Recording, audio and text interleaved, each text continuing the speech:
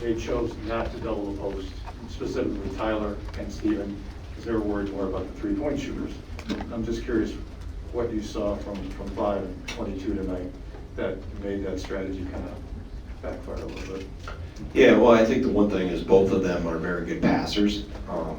Whether it's threes or finding cutters or anything else, they both are very unselfish and have a very good feel for the game. So, I thought Tyler, played exceptionally well, had a, heck of a defensive challenge with Keegan. So you have to do that on one end and then you come back on the other end and, go 6 for 7 with 9 rebounds and was really, important for us to get some separation there in the second half. And Steve too, I think just as, day by day, getting more and more confident and continuing to grow in his game and his understanding. And I think the biggest thing with him is his confidence is continuing to blossom. Abby? You mentioned Tyler versus Keegan Murray. What did you see from him today? What did you like? What did you not like? Obviously, you'll look on film, but just Wall versus Murray. Well, Keegan's a heck of a matchup, and you're not gonna, he had 27. You're not gonna shut him out. We just had to try to make, the catches tough, try to make the looks tough. He got some help from teammates, which was good. We were able to squeeze the paint a little bit at times.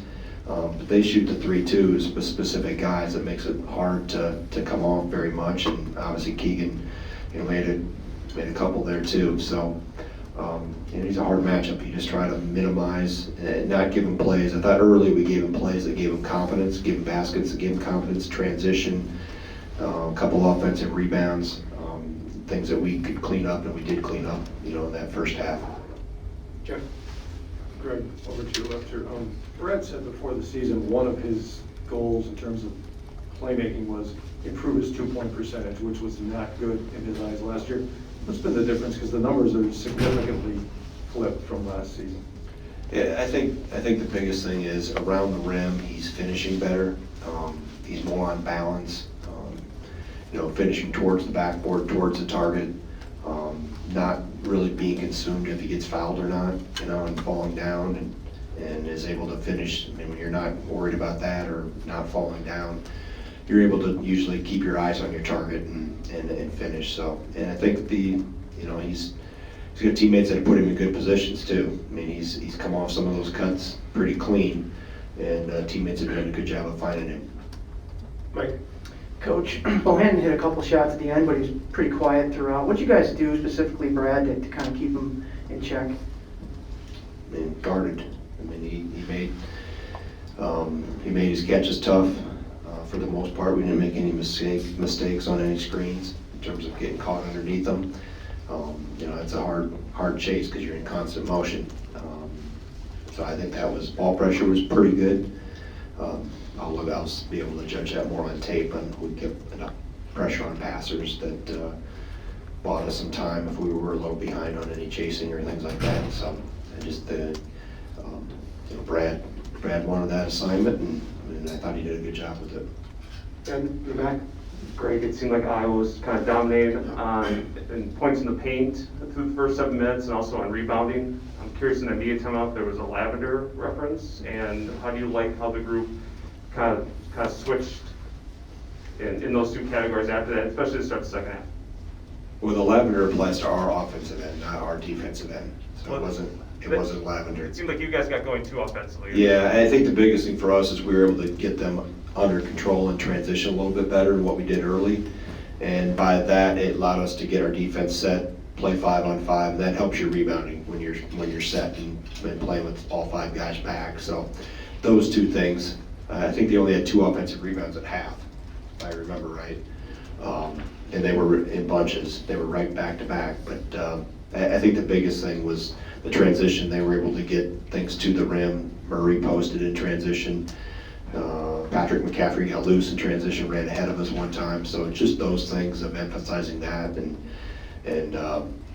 we always emphasize touching the paint on the other end, Lavender on the other end. But I didn't use the word tonight at all, Ben. I didn't have to. Steve? What's it say for this team that y'all were able?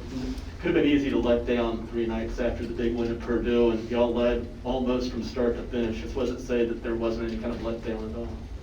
Well, I think we have a very competitive group. I think how they have approached this from day one, and day one was last April when we reconvened after the NC tournament, that they wanted to become a good team. And in order to do that, you had to compete with each other first. It started in the weight room, then it transcended the practice floor through the summer.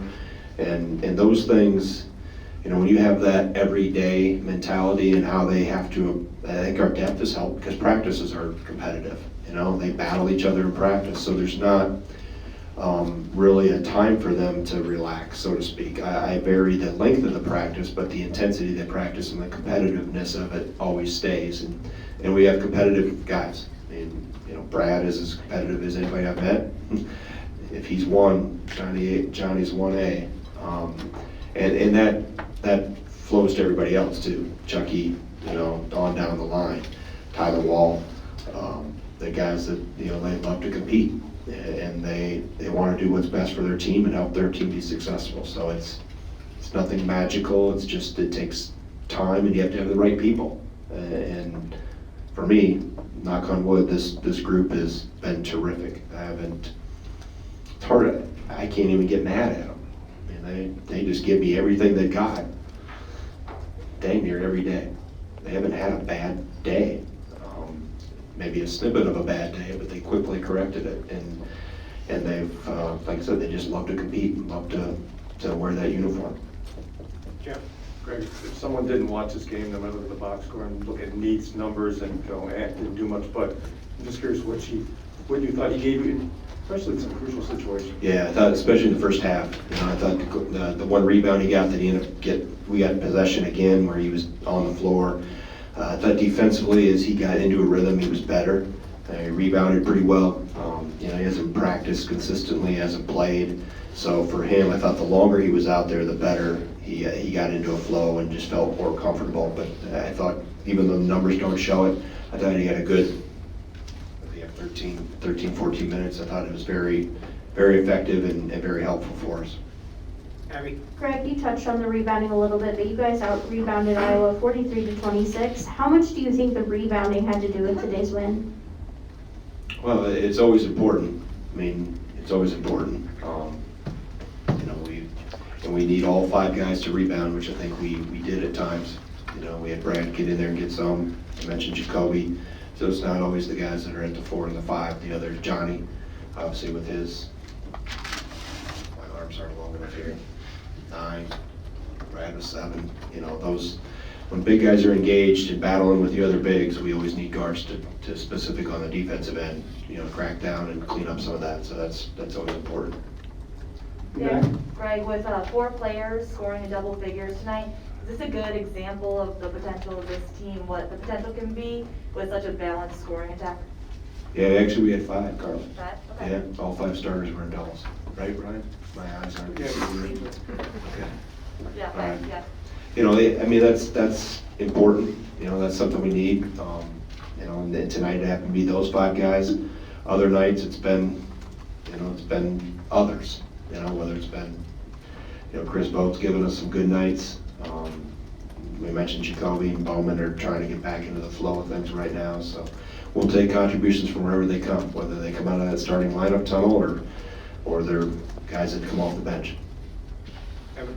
Coach, you guys just seem to be playing with a quicker trigger offensively, not a ton of possessions going down late in the shot clock like we're used to. I'm just curious, you know, what did you see in the offseason that you thought maybe these guys could play this way? Or what did you have to tweak, or has it just kind of come naturally with this group that, you know, they built the confidence on their own? Yeah, I think a lot of it's been natural. You know, I could sit up here and say it's been coaching, but it's been natural. They have a connection with each other. They're able to play aggressive and make good decisions. You know, we still talk about taking care of the ball, just as we always have. We talk about pushing the ball, just like we always have. This group is able to, you know, I think has guys that I mentioned, Steve and Tyler, and their passing ability. Obviously, Johnny's Johnny. I mean, the dynamic, and then you got Brad as a, you know, unselfish senior leader, and Chucky as a point guard. I mean, our point guard play is vital if you want to be efficient offensively, and he's obviously set the table for that. So I don't know if it's any one thing, But I said, as long as we make good decisions, get the best shot you can get, whether it comes in the first 5 seconds or 25 seconds, let's get what's best for our team. Got time for one more, Jeff? Greg, you mentioned trying to get Bowman and Jacoby back, and I'm guessing Carlson's in that group as well. Is it safe to say that in a normal year, you would pretty much know what you've got from your rotation by now, and this is a little bit of an outlier? Yeah, I would hope so, that I would know. I mean, between, injuries, flu, and a little bit of COVID, it's derailed, or not derailed. I actually look at it as a benefit, because I think it's forced me to play guys that maybe wouldn't have been in the mix or would have been a little bit on the outside, and now we've developed more depth as guys come back. So, Carter Gilmore, Jordan Davis, on down the line. So, hopefully in the long run it helps us and makes us deeper, because you never know. We're going to need, our motto's going to, has always been, it takes all of us. We've said that since September when we all got back here, and fortunately it's proven true in terms of how this group is connected, very connected, and on the court, off the court, and they want to do what they can to help the team.